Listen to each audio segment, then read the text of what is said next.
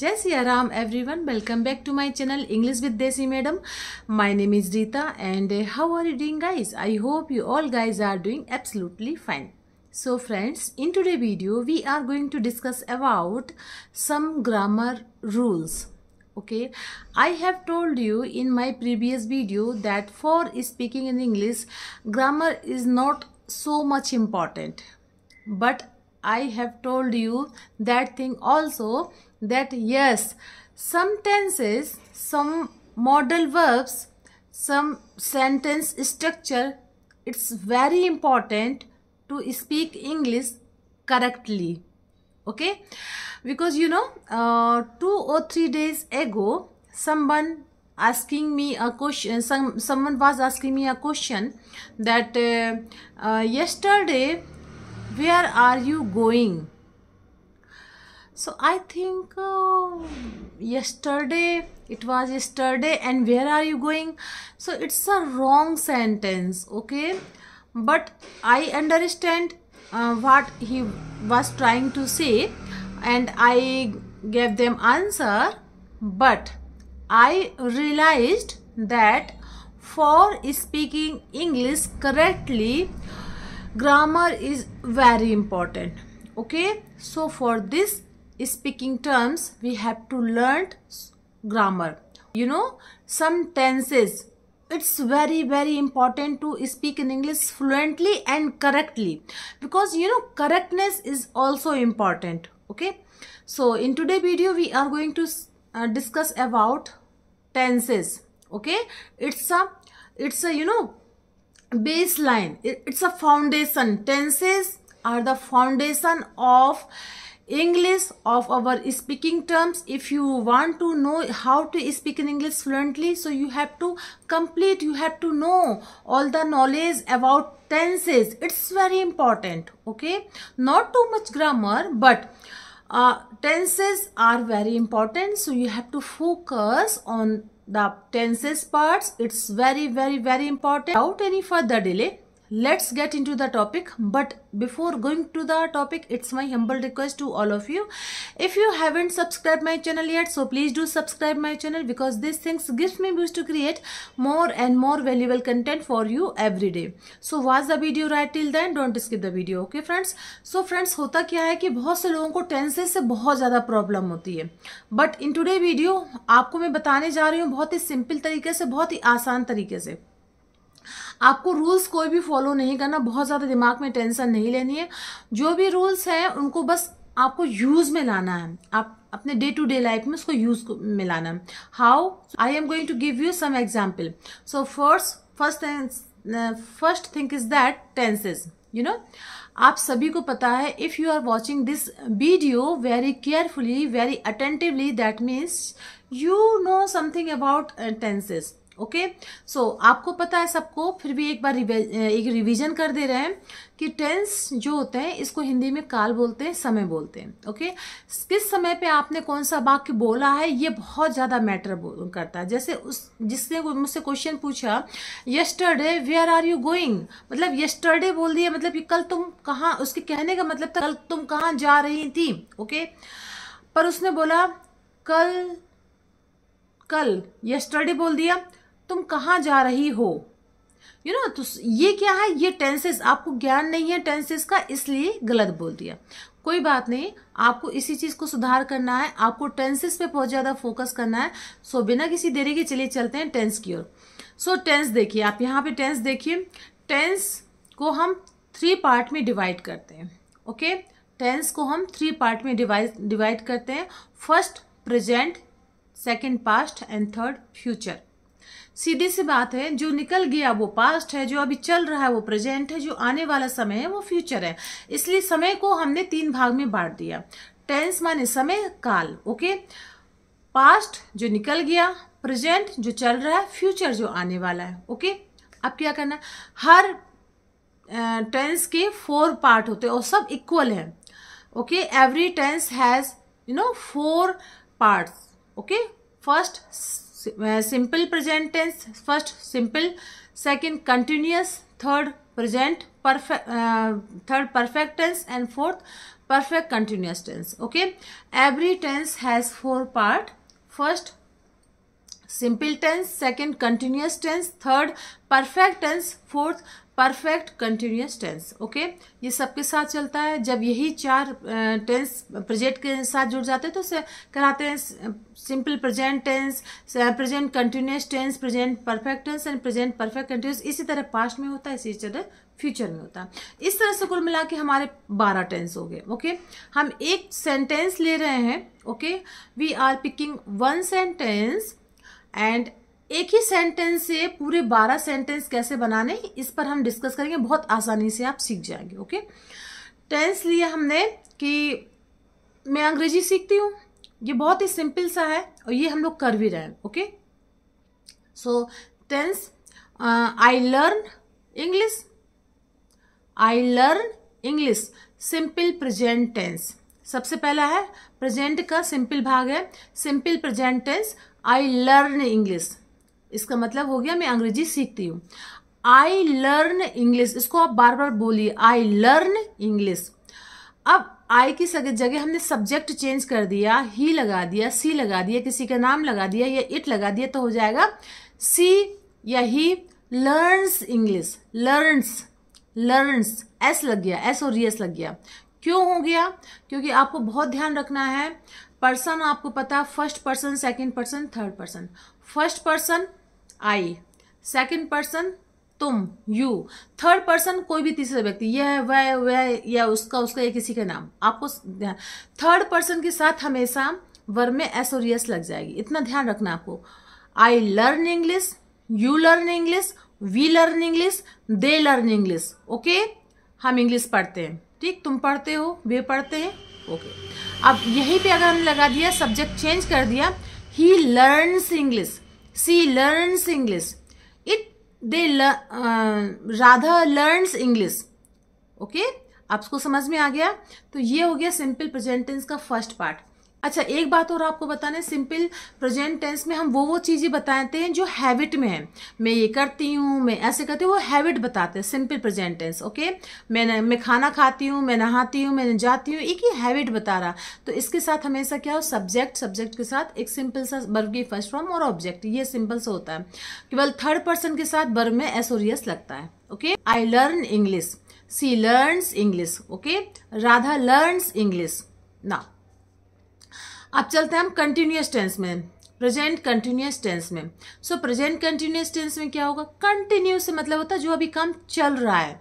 मैं अंग्रेजी सीख रही हूँ, मैं अंग्रेजी सीख रही हूँ अभी. So I am learning English, I am learning English.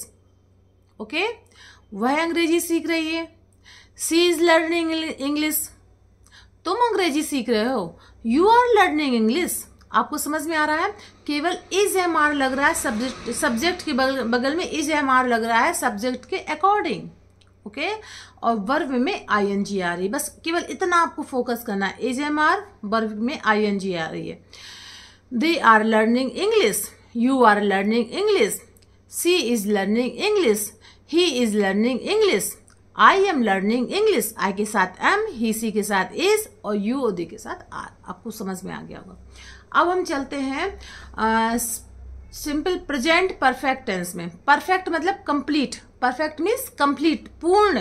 कोई भी काम अभी अभी हाल ही में रिसेंटली पूरा कंप्लीट हुआ है, क्योंकि प्रेजेंट भी लगा हुआ तो हाल में ही वो कंप्लीट हुआ, तो उसको बोलेंगे प्रेजेंट परफेक्ट. अभी हाल ही में कंप्लीट हुआ है.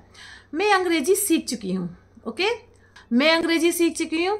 आई हैव लर्नड इंग्लिश, वह अंग्रेजी सीख चुकी है. सी हैज लर्नड इंग्लिश, तुम अंग्रेजी सीख चुके हो. You have learned English. तो क्या आया इसमें, सब्जेक्ट वही है, केवल हैज हैव का यूज हो गया और वर्ब में थर्ड फॉर्म आ गई. सिंगुलर के साथ हैज का प्रयोग हो गया और प्लूरल के साथ हैव का प्रयोग है. सिंपल सा है. अब चलते हैं हम प्रेजेंट परफेक्ट कंटिन्यूअस में. ओके, सीधे सा क्या है, कंटिन्यूअस है मतलब काम चल रहा है. परफेक्ट मतलब काम हो चुका. तो ऐसा काम जो आधा हो चुका है और अभी भी वो चल रहा है, तो हम इसको बोलते हैं present perfect continuous.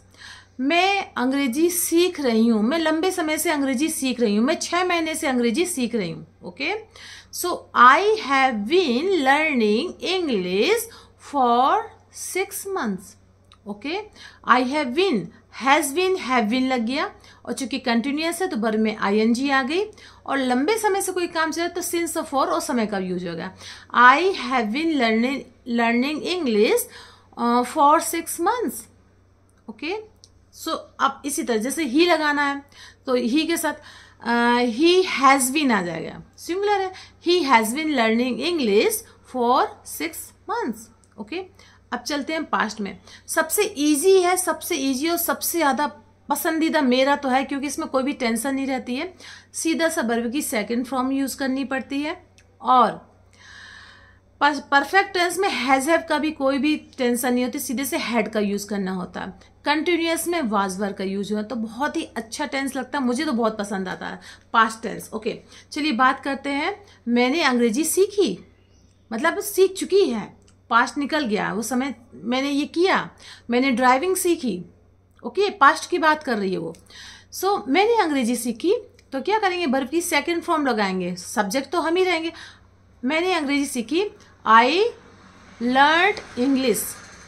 Okay, I have learned English था प्रेजेंट परफेक्ट टेंस में, वो सीख चुकी थी, लेकिन थी नहीं आ रहा था. मैं सीख चुकी हूँ, अभी हाल ही में ख़त्म किया, लेकिन मैंने अंग्रेजी सीखी, इसका मतलब लंबा टाइम हो गया, पास्ट में चला गया. I learned English. ओके, सबके साथ वर्ब की सेकंड फॉर्म आएगी, चाहे ही, सी, इट, यू, दे, कोई भी हो सब्जेक्ट से कोई फर्क नहीं पड़ता, सबके साथ वर्ब की सेकंड फॉर्म आएगी. ओके, अब चलते हैं पास्ट कंटिन्यूअस टेंस में. ओके, पास्ट कंटिन्यूअस टेंस में सब्जेक्ट आएगा और वाज वर्ब का यूज होगा, सिंगुलर के साथ वाज और प्लूरल के साथ वर्ब का यूज होगा, और वर्ब की फर्स्ट फॉर्म में ing लगती है. ओके, मैं अंग्रेजी सीख रही थी, पास्ट की बात हो गई है.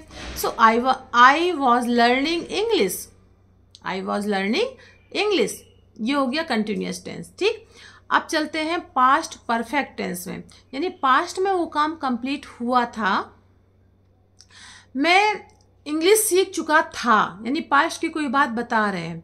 सो आई हैड, यहाँ पास्ट के लिए हैड का प्रयोग होगा, I had learned English. Okay, अब पास्ट परफेक्ट कंटिन्यूअस में कोई भी काम पास्ट में लंबे समय से चल रहा था. So I had been learning English for 6 months. मैं 6 महीने से अंग्रेजी सीख रही थी, कोई बात बता रही है पास्ट की, तो वो बात है, मैं 6 महीने से अंग्रेजी सीख रही थी. I had been learning English for 6 months. Okay, अब आते हैं हम फ्यूचर में.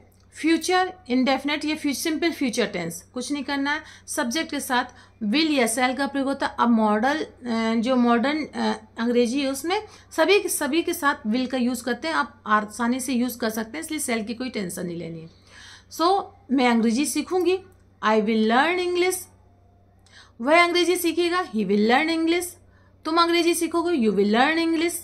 ओके, अब चलते हैं फ्यूचर कंटिन्यूअस टेंस में. सो फ्यूचर कंटिन्यूअस टेंस में वही है, विल बी के साथ ing, वर्ब में फर्स्ट फॉर्म में ing आएगी.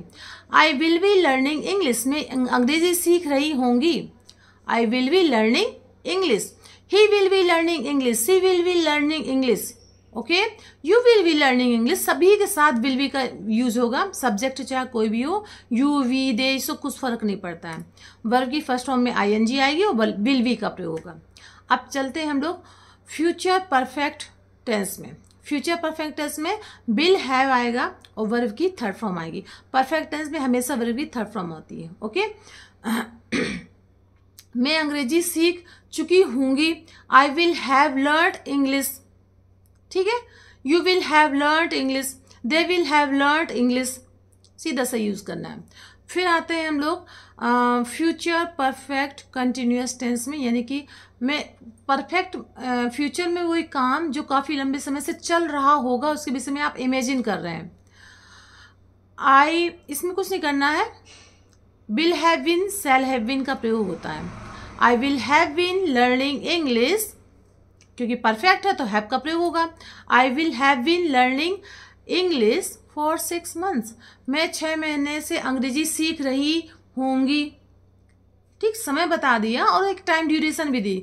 I will have been learning English for 6 months. You will have been learning English for 6 months. तो इस तरह से आपने एक सेंटेंस को लिया और आपने पूरा टेंस सीख लिया. बहुत कठिन नहीं है, बस थोड़ा सा दिमाग देने की ज़रूरत है. आपको सब्जेक्ट के अकॉर्डिंग आपको ऑक्सिलरी वर्ब और मेन वर्ब चेंज करनी है. ऑब्जेक्ट से आपका कुछ भी लेना देना नहीं होता. तो इसी के आधार पर आप इस टेंस को प्रैक्टिस करिए. एक सेंटेंस मैं आपको दे रही हूँ, उस सेंटेंस से आप 12 बनाइए. ये आपका होमवर्क मानिए, कुछ भी मानिए. मैं अंग्रेजी पढ़ाती हूँ. ठीक, मैं सेब खाती हूँ. दूसरा हो गया. मैं अंग्रेजी पढ़ाती हूँ. सिंपल से मैं बताती हूँ क्योंकि हैबिट है तो सिंपल प्रेजेंट टेंस हो गया. I teach English. अब इससे आप 12 टेंस बना दिए पूरा. ठीक, मैं एप्पल खाती हूँ. आई ईट अ एप्पल. आप पूरे 12 टेंस बनाइए. सो ये आपका होमवर्क है. So that's all I wanted to share with you in this video and I hope you like my video. If you did so please give it a like to share with your friends and family and let me know in the comment box how did you like my video, because I love to read your comments. So friends, we will meet you. We will see you in the next video. Till then, Jai Siya Ram.